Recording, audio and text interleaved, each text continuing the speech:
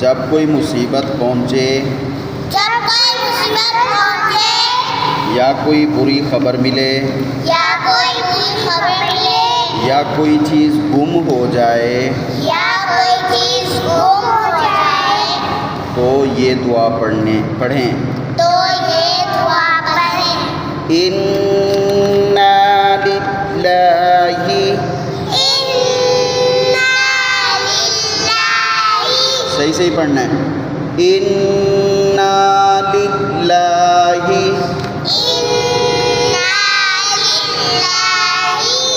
व इन्ना इलैहि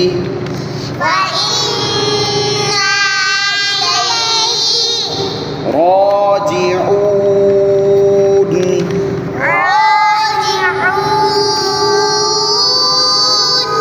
गलत नहीं याद करना।